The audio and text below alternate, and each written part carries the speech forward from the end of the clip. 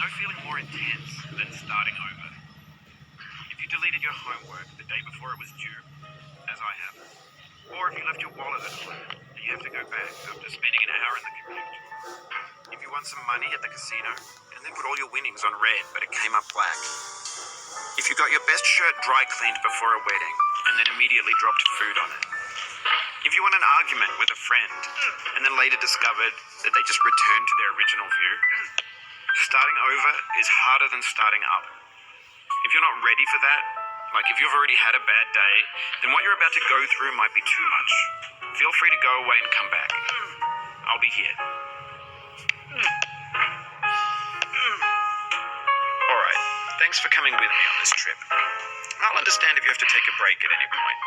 Just find a safe place to stop and quit the game. Don't worry, I'll save your progress, always, even your mistakes. This game is a homage to a free game that came out in 2002, titled Sexy Hiking. The author of that game was Jazuo, a mysterious Czech designer who was known at the time as the father of B games. And B games are rough assemblages of found objects. Designers slap them together very quickly and freely, and they're often too rough and unfriendly to gain much of a following. They're built more for the joy of building them than as polished products. In a certain way, Sexy Hiking is the perfect embodiment of a B game. It's built almost entirely out of found and recycled parts, and it's one of the most unusual and unfriendly games of its time. In it, your task is simply to drag yourself up a mountain with a hammer. And that act of climbing, in the digital world or in real life, has certain essential properties that give the game its flavor. No amount of forward progress is guaranteed. Some cliffs are too sheer or too slippery. And the player is constantly, unremittingly in danger of falling and losing everything. Anyway, when you start Sexy Hiking, you're standing next to this dead tree that blocks the way to the entire rest of the game.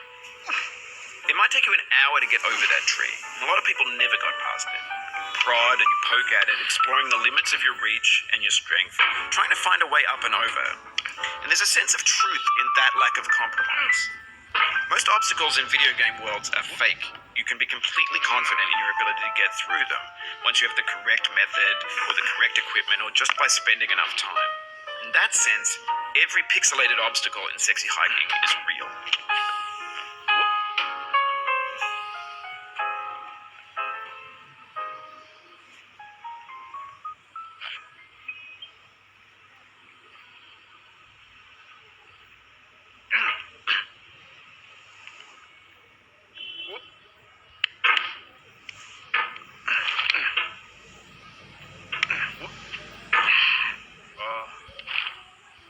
You just lost a lot of progress. That's a deep frustration, a real punch in the gut.